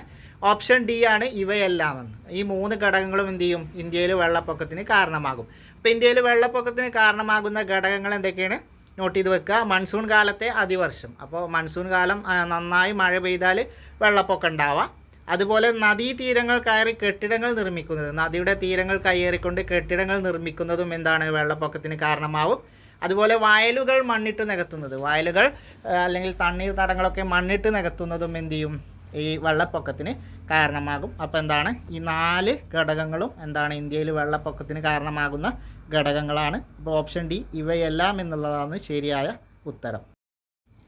അടുത്ത ചോദ്യം നോക്കാം. താഴെ തന്നിരിക്കുന്നവയിൽ നിന്ന് വെള്ളപ്പൊക്കത്തെ തടയാനും അപകട തീവ്രത കുറക്കാനും സ്വീകരിച്ചിട്ടുള്ള നടപടികളിൽ ഉൾപ്പെടുന്നവ കണ്ടെത്താനാണ്. അപ്പോൾ വെള്ളപ്പൊക്കത്തിൻ്റെ തീവ്രത കുറക്കാനും അപകട തീവ്രത കുറക്കാനും അല്ലെങ്കിൽ വെള്ളപ്പൊക്കത്തെ തടയാനും സ്വീകരിച്ചിട്ടുള്ള മാർഗങ്ങളിൽ ഉൾപ്പെടുന്നത് അല്ലെങ്കിൽ അതിനുള്ള മാർഗങ്ങളിൽ ഏതൊക്കെയെന്നുള്ളത് നോക്കാം. 1. ഡാമുകൾ നിർമ്മിക്കുക, വനവൽക്കരണം. 2. നദികളുടെ ഉപരിഘട്ടങ്ങളിൽ വലിയ നിർമ്മാണ പ്രവർത്തനങ്ങൾ നിരുത്സാഹപ്പെടുത്തുക. 3. പ്രളയബാധിത പ്രദേശങ്ങളിൽ നിന്നും ജനങ്ങളെ മാറ്റി പാർപ്പിക്കുക. 4. തീരങ്ങളിൽ അപകട മുന്നറിയിപ്പ് കേന്ദ്രങ്ങൾ സ്ഥാപിക്കുക. അപ്പോൾ എന്താണ് ഉത്തരം? ഓപ്ഷൻ ഡി ആണ്, ഇവയെല്ലാമാണ്. അപ്പോൾ നമുക്ക് വെള്ളപ്പൊക്കത്തിൻ്റെ അപകട തീവ്രത കുറക്കാനും അതുപോലെ വെള്ളപ്പൊക്കത്തെ തടയാനും ഒക്കെ നമുക്ക് സ്വീകരിച്ചിട്ടുള്ള നടപടികൾ അല്ലെങ്കിൽ സ്വീകരിക്കാൻ കഴിയുന്ന നടപടികൾ ഏതൊക്കെയാണ്? ഡാമുകൾ നിർമ്മിക്കുക, അതുപോലെ വനങ്ങൾ വെച്ച് പിടിപ്പിക്കുക, വനവൽക്കരണം, മരങ്ങൾ വെച്ച് പിടിപ്പിച്ച് വനവൽക്കരണം. അടുത്തത് രണ്ടാമത്തത് എന്താണ്? നദികളുടെ ഉപരിഘട്ടങ്ങളിൽ എന്താണ്? വലിയ നിർമ്മാണ പ്രവർത്തനങ്ങൾ നിരുത്സാഹപ്പെടുത്തുക. അപ്പോൾ നദിയുടെ ഉപരിഘട്ടങ്ങളിലുള്ള വലിയ നിർമ്മാണങ്ങൾക്ക് എന്ത് ചെയ്യുക? അനുമതി കൊടുക്കാതിരിക്കുക. പ്രളയബാധിത പ്രദേശങ്ങളിൽ നിന്നും ജനങ്ങളെ മാറ്റി പാർപ്പിക്കുക. പ്രളയം ബാധിച്ചു കഴിഞ്ഞാൽ ആ പ്രദേശങ്ങളിൽ നിന്ന് ജനങ്ങളെ മാറ്റി പാർപ്പിക്കുക. തീരങ്ങളിൽ എന്താണ് അപകട മുന്നറിയിപ്പ് കേന്ദ്രങ്ങൾ സ്ഥാപിക്കുക. തീരപ്രദേശങ്ങളിൽ അപകട മുന്നറിയിപ്പ് കേന്ദ്രങ്ങൾ സ്ഥാപിക്കുക. ഈ കാര്യങ്ങളാണ് നമുക്കെന്ത് ഇതുപോലെ വെള്ളപ്പൊക്കത്തെ തടയാനും അതിൻ്റെ അപകട തീവ്രത കുറയ്ക്കാനൊക്കെ നമുക്ക് ചെയ്യാൻ കഴിയുന്ന കാര്യങ്ങൾ എന്ന് പറയുന്നത് ഈ 4 കാര്യങ്ങളാണ്. അടുത്തത് നോക്കാം. ഒരു പ്രദേശത്തെ ഭൂപ്രകൃതി, കാലാവസ്ഥ, മണ്ണിനങ്ങൾ എന്നീ ഭൗതിക സവിശേഷതകൾക്ക് അനുസൃതമായി അവിടെ വളരുന്ന സ്വാഭാവിക സസ്യ ഇനങ്ങളാണ് നിബിഡ വനങ്ങൾ, നൈസർഗിക സസ്യജാലങ്ങൾ, ജന്തുവൈവിധ്യം, വനവൽക്കരണം. അപ്പോൾ ഒരു പ്രദേശത്തെ ഭൂപ്രകൃതി, കാലാവസ്ഥ, മണ്ണിനങ്ങൾ എന്നീ ഭൗതിക സവിശേഷതകൾക്ക് അനുസൃതമായി അവിടെ വളരുന്ന സ്വാഭാവിക സസ്യജാലങ്ങളെയാണ് നമ്മൾ എന്ത് പറയുന്നത്? ഓപ്ഷൻ ബി, നൈസർഗിക സസ്യജാലങ്ങൾ എന്ന് പറയുന്നത്. അപ്പോൾ എന്താണ് നൈസർഗിക സസ്യജാലങ്ങൾ? ഒരു പ്രദേശത്തെ ഭൂപ്രകൃതി, കാലാവസ്ഥ, മണ്ണിനങ്ങൾ എന്നീ ഭൗതിക സവിശേഷതകൾക്ക് അനുസൃതമായിക്കൊണ്ട് അവിടെ വളരുന്ന സ്വാഭാവിക സസ്യ ഇനങ്ങളാണ് നൈസർഗിക സസ്യജാലങ്ങൾ എന്ന് പറയുന്നത്. അപ്പോൾ നൈസർഗിക സസ്യജാലങ്ങൾ എന്താണ്? ഒരു പ്രദേശത്തെ ഭൂപ്രകൃതി, കാലാവസ്ഥ, മണ്ണിനങ്ങൾ എന്നീ ഭൗതിക സവിശേഷതകൾക്ക് അനുസൃതമായിക്കൊണ്ട് അവിടെ വളരുന്ന സ്വാഭാവിക സസ്യ ഇനങ്ങളാണെന്ത്? നൈസർഗിക സസ്യജാലങ്ങൾ എന്ന് പറയുന്നത്. ഇപ്പോൾ നൈസർഗിക സസ്യജാലങ്ങൾ പ്രത്യേകം നോട്ട് ചെയ്ത് വെക്കുക. എന്താണ്? ഒരു പ്രദേശത്തെ ഭൂപ്രകൃതി, കാലാവസ്ഥ, മണ്ണിനങ്ങൾ എന്നീ ഭൗതിക സവിശേഷതകൾക്ക് അനുസൃതമായി അവിടെ വളരുന്ന സ്വാഭാവിക സസ്യ ഇനങ്ങളാണെന്ത്? നൈസർഗിക സസ്യജാലങ്ങൾ എന്ന് പറയുന്നത്. ലോകത്തിലെ ഏറ്റവും വലിയ നിശാശലഭം ഏതാണ്? ലോകത്തിലെ ഏറ്റവും വലിയ നിശാശലഭം ഏതാണ്? Pinky white butterfly, atlas mop, atlas moth, magic butterfly. ഇപ്പോൾ ഇന്ത്യയിലെ അല്ലെങ്കിൽ ലോകത്തിലെ ഏറ്റവും വലിയ നിശാശലഭം ഏതാണ്? അറ്റ്ലസ് മോത്താണ്. ഓപ്ഷൻ സി, അറ്റ്ലസ് മോത്താണ്. MOTH, moth. അറ്റ്ലസ് മോത്താണ് ലോകത്തിലെ ഏറ്റവും വലിയ നിശാശലഭം. ഇന്ത്യയിലെ നിത്യഹരിത വനങ്ങളിലാണെന്ത്? അറ്റ്ലസ് മോത്ത് കാണപ്പെടുന്നത്. ഇന്ത്യയുടെ നിത്യഹരിത വനങ്ങളിൽ, അതായത് എപ്പോഴും മഴ പെയ്തുകൊണ്ടിരിക്കുന്ന ഇന്ത്യയിലെ നിത്യഹരിത വനങ്ങളിലാണ് അറ്റ്ലസ് മോത്ത് കാണപ്പെടുന്നത്. താഴെ പറയുന്നവയിൽ നിന്ന് ശരിയല്ലാത്ത പ്രസ്താവന തിരഞ്ഞെടുക്കുക. വാർഷിക വർഷപാതം വളരെ കൂടുതലുള്ള പശ്ചിമഘട്ടത്തിലും വടക്കുകിഴക്കൻ സംസ്ഥാനങ്ങളിലുമാണ് നിത്യഹരിത വനങ്ങൾ ഉള്ളത്. എന്താണ് പ്രസ്താവന? ശരിയാണ്. അപ്പോൾ നിത്യഹരിത വനങ്ങൾ എവിടെയൊക്കെയാണുള്ളത്? വാർഷിക വർഷപാതം വളരെ കൂടുതലുള്ള പശ്ചിമഘട്ടത്തിലും അതുപോലെ വടക്കു കിഴക്കൻ സംസ്ഥാനങ്ങളിലാണ് നിത്യഹരിത സസ്യജാലങ്ങൾ ഉള്ളത്. വാർഷിക വർഷപാതം വളരെ കൂടുതലുള്ള സ്ഥലങ്ങളിലാണ് എന്ത്? നിത്യഹരിത വനങ്ങൾ വളരുന്നത്. പശ്ചിമഘട്ട മലനിരകളും അതുപോലെ വടക്കു കിഴക്കൻ സംസ്ഥാനങ്ങളുമാണ് നിത്യഹരിത വനങ്ങൾ ഇന്ത്യയിൽ ഉള്ളത്. കാലികമായി മാത്രം മഴ ലഭിക്കുന്ന പ്രദേശങ്ങളിൽ ഇളം പൊഴിയും കാടുകൾ കാണപ്പെടുന്നു. അതും ശരിയാണ്. അപ്പോൾ കാലികമായി അല്ലെങ്കിൽ വാർഷികമായി മാത്രം മഴ ലഭിക്കുന്ന പ്രദേശങ്ങളിൽ കാണപ്പെടുന്ന കാടാണെന്ത്? ഇലപൊഴിയും കാടുകൾ. അതും ശരിയാണ്. മരുഭൂമി പ്രദേശങ്ങളിൽ മഴ കുറവായതിനാൽ മുൾച്ചെടികളും കുറ്റിക്കാടുകളുമാണ് വളരുന്നത്. അതും ശരിയാണ്. അപ്പോൾ മരുഭൂമി പ്രദേശങ്ങളിൽ മഴ കുറവായതിനാൽ മുൾച്ചെടികളും കുറ്റിക്കാടുകളുമാണ് വളരുന്നത്. അതും ശരിയാണ്. ഉപ്പുരസമുള്ള മണ്ണിൽ വളരുന്ന പ്രത്യേകതരം സസ്യജാലങ്ങളാണ് കുറ്റിക്കാടുകൾ. ഉപ്പുരസമുള്ള മണ്ണിൽ വളരുന്ന പ്രത്യേകതരം സസ്യജാലങ്ങളാണ് കുറ്റിക്കാടുകൾ. അതെന്താണ്? തെറ്റാണ്. ഉപ്പുരസമുള്ള മണ്ണിൽ വളരുന്ന പ്രത്യേകതരം സസ്യജാലങ്ങൾ എന്താണ്? കുറ്റിക്കാടുകളല്ല, കണ്ടൽ കാടുകളാണ്. എന്താണ്? കണ്ടൽ കാടുകളാണ്. അപ്പോൾ ആ പ്രസ്താവന തെറ്റാണ്. ഉയരം കൂടിയ ഭൂപ്രദേശങ്ങളിൽ കാണുന്ന സ്തൂപികാഗ്ര വൃക്ഷങ്ങളും അതിശൈത്യമുള്ള പർവ്വതങ്ങളിലെ പായൽവർഗ സസ്യങ്ങളും പർവ്വത വനങ്ങളിൽ കാണപ്പെടുന്നു. ആ പ്രസ്താവനയും ശരിയാണ്. അപ്പോൾ പർവ്വത വനങ്ങളിൽ കാണപ്പെടുന്നത് എന്തൊക്കെയാണ്? ഉയരം കൂടിയ പ്രദേശങ്ങളിൽ കാണുന്ന സ്തൂപികാഗ്ര വൃക്ഷങ്ങൾ, അതുപോലെ അതിശൈത്യമുള്ള പർവ്വതങ്ങളിലെ പായൽവർഗ സസ്യങ്ങളും എവിടെയാണ് കാണപ്പെടുന്നത്? പർവ്വത വനങ്ങളിലാണ്. അപ്പോൾ ആ പ്രസ്താവനയും ശരിയാണ്. അപ്പോൾ ഇതിലെ തെറ്റായ പ്രസ്താവന എന്താണ്? ഉപ്പുരസമുള്ള മണ്ണിൽ വളരുന്ന പ്രത്യേകതരം സസ്യജാലങ്ങളാണ് കുറ്റിക്കാടുകൾ എന്നുള്ള പ്രസ്താവനയാണ് തെറ്റ്. ഉപ്പുരസമുള്ള മണ്ണിൽ വളരുന്ന പ്രത്യേകതരം സസ്യജാലങ്ങൾ എന്താണ്? കുറ്റിക്കാടുകളല്ല, കണ്ടൽ കാടുകളാണ്. എന്താണ്? കണ്ടൽ കാടുകളാണ്. അപ്പോൾ ആ ഒരു പ്രസ്താവനയാണ് ഇതിൽ തെറ്റ്. ബാക്കിയുള്ള പ്രസ്താവനകളൊക്കെ ശരിയാണ്. അപ്പോൾ വാർഷിക വർഷപാതം വളരെ കൂടുതലുള്ള പ്രദേശങ്ങളിലാണ് നിത്യഹരിത വനങ്ങൾ കാണപ്പെടുന്നത്. നിത്യഹരിത സസ്യജാലങ്ങൾ കാണപ്പെടുന്നത്. അതിൻ്റെ ഉദാഹരണം പശ്ചിമഘട്ട മലനിരകളും ഇന്ത്യയുടെ വടക്കു കിഴക്കൻ സംസ്ഥാനങ്ങളുമാണ് നിത്യഹരിത സസ്യജാലങ്ങൾ കാണപ്പെടുന്ന സ്ഥലങ്ങൾ. കാലികമായി മാത്രമായി ലഭിക്കുന്ന പ്രദേശത്തെ കാടുകളാണ് ഇലപൊഴിയും കാടുകൾ. മരുഭൂമി പ്രദേശങ്ങളിൽ എന്താണ് മുൾച്ചെടികളും കുറ്റിക്കാടുകളുമാണ് കാണപ്പെടുന്നത്. ഉപ്പുരസമുള്ള മണ്ണിൽ വളരുന്നത് കണ്ടൽ കാടുകളാണ്. ഉയരം കൂടിയ പ്രദേശങ്ങളിൽ കാണുന്ന സ്തൂപികാഗ്ര വൃക്ഷങ്ങളും അതിശൈത്യമുള്ള പർവ്വതങ്ങളിലെ പായൽ വർഗ്ഗ സസ്യങ്ങളും എവിടെയാണ് കാണപ്പെടുന്നത്? പർവ്വത വനങ്ങളിലാണ് കാണപ്പെടുന്നത്. അടുത്തത് അവസാനത്തെ ചോദ്യമാണ്. ശരിയല്ലാത്ത പ്രസ്താവന തിരഞ്ഞെടുക്കാനാണ്. ശരിയല്ലാത്ത പ്രസ്താവന തിരഞ്ഞെടുക്കാൻ. സിംഹവാലൻ കുരങ്ങ്, പലതരം പാമ്പുകൾ, വിവിധയിനം ഷഡ്പദങ്ങൾ എന്നിവ കാണപ്പെടുന്നത് നിത്യഹരിത വനങ്ങളിലാണ്. അതും എന്താണ്? ശരിയാണ്. സിംഹവാലൻ കുരങ്ങ്, പലതരം പാമ്പുകൾ, വിവിധയിനം ഷഡ്പദങ്ങൾ എന്നിവ കാണപ്പെടുന്നത് നിത്യഹരിത വനങ്ങളിലാണ്. കേരളത്തിലെ നിത്യഹരിത വനത്തിന് ഉദാഹരണമാണ് ഇത് സൈലൻറ്റ് വാലി. സിംഹവാലൻ കുരങ്ങുകൾ കാണപ്പെടുന്നത് എവിടെയാണ്? സൈലൻറ്റ് വാലിയിലാണ്. അപ്പോൾ ഇവയൊക്കെ കാണപ്പെടുന്നത് എവിടെയാണ്? നിത്യഹരിത വനങ്ങളിലാണ്. ശരിയാണ്.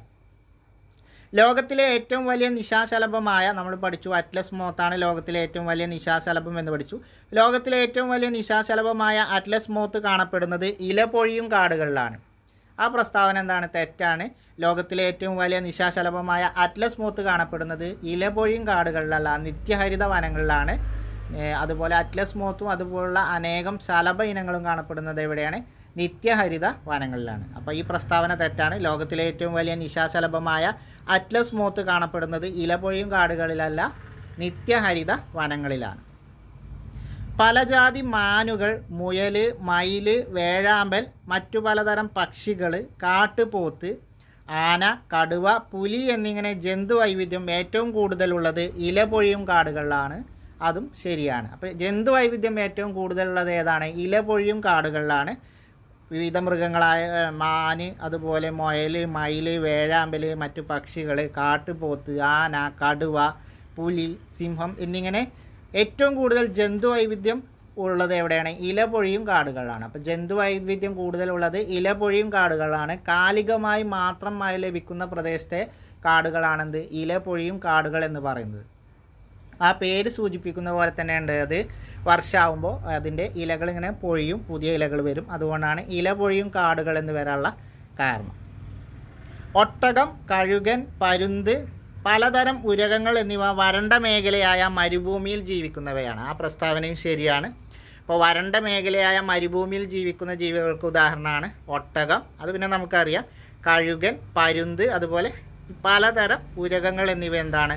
വരണ്ട മേഖലയായ മരുഭൂമിയിൽ ജീവിക്കുന്ന ജീവജാലങ്ങളാണ്. പശ്ചിമ ബംഗാളിലെ കണ്ടൽ കാടുകളാണ് ബംഗാൾ കടുവയുടെ ആവാസ കേന്ദ്രം. അത് ശരിയാണ്. പശ്ചിമ ബംഗാളിലെ കണ്ടൽ കാടുകളാണെന്ത്? കാടുകളിലാണ് ബംഗാൾ കടുവയുടെ ആവാസ കേന്ദ്രം. സുന്ദർബൻ ഡെൽറ്റ പ്രദേശത്ത് വ്യാപിച്ചു കിടക്കുന്ന കണ്ടൽ കാടുകളാണെന്ത്? പശ്ചിമ ബംഗാളിൽ ബംഗാൾ കടുവയുടെ ആവാസ കേന്ദ്രം എന്ന് പറയുന്നത്. അപ്പോൾ സുന്ദർബൻ ഡെൽറ്റ പ്രദേശത്തെ കണ്ടൽ കാടുകളിലാണ് എന്ത്? പശ്ചിമ ബംഗാളിലെ ബംഗാൾ കടുവയുടെ ആവാസ കേന്ദ്രം. ആ പ്രസ്താവനയും ശരിയാണ്. കസ്തൂരിമാൻ, വരയാട്, ഹിമപ്പുലി തുടങ്ങിയ അപൂർവ ജീവികളുടെ ആവാസ കേന്ദ്രമാണ് പർവ്വത വനങ്ങൾ. അതും എന്താണ്? ശരിയാണ്. കസ്തൂരിമാൻ, ഹിമപ്പുലി തുടങ്ങിയ അപൂർവ ജീവികളുടെ ആവാസ കേന്ദ്രമാണെന്ത്? പർവ്വത വനങ്ങൾ എന്നുള്ളത് അതും ശരിയാണ്. അപ്പോൾ കസ്തൂരിമാൻ, വരയാട്, ഹിമപ്പുലി തുടങ്ങിയ അപൂർവ ഇനം ജീവികളുടെ ആവാസ കേന്ദ്രം എന്ന് പറയുന്നത് പർവ്വത വനങ്ങളാണ്. നമുക്കറിയാം ഇരവികുളത്തൊക്കെ പോയി കഴിഞ്ഞാൽ നമുക്ക് വരയാടുകളൊക്കെ കാണാൻ സാധിക്കും. അതെന്താണ്? പർവ്വത മേഖലയാണ്. ഇരവികുളം നാഷണൽ പാർക്ക് കാരണം എന്താണ്? അവിടെ ഫുള്ള് പർവ്വത മേഖലയാണ്. അപ്പോൾ എന്താണ്? കസ്തൂരിമാൻ, വരയാട്, ഹിമപ്പുലി തുടങ്ങിയ അപൂർവ ജീവികളുടെയൊക്കെ ആവാസ കേന്ദ്രം ഏതാണ്? പർവ്വത വനങ്ങളാണ്. അതും എന്താണ്? ശരിയാണ്. അപ്പോൾ ഇതിലെ തെറ്റ് എന്നുള്ളത് എന്താണ്? ലോകത്തിലെ ഏറ്റവും വലിയ നിശാശലഭമായ അറ്റ്ലസ് മോത്ത് കാണപ്പെടുന്നത് ഇലപൊഴിയും കാടുകളിൽ ആണ് എന്നുള്ള രണ്ടാമത്തെ പ്രസ്താവനയാണ് തെറ്റ്. അറ്റ്ലസ് മോത്ത് കാണപ്പെടുന്നത് അതുപോലുള്ള മറ്റ് അനേകം ശലഭ ഇനങ്ങളൊക്കെ കാണപ്പെടുന്നത് നിത്യഹരിത വനങ്ങളിലാണ്, അല്ലാതെ ഇലപൊഴിയും കാടുകളിലല്ല. അപ്പോൾ ഇത്രയാണ് വീഡിയോയിൽ പഠിക്കാനുള്ളത്. ഏകദേശം 25ഓളം ചോദ്യങ്ങളാണ് നമ്മൾ ഇന്ന് ചർച്ച ചെയ്തത്. അപ്പോൾ കൂടുതൽ ചോദ്യങ്ങളുമായി അടുത്ത വീഡിയോയിൽ അടുത്ത ദിവസം കാണാം. അതുവരെ എല്ലാവർക്കും താങ്ക് യു.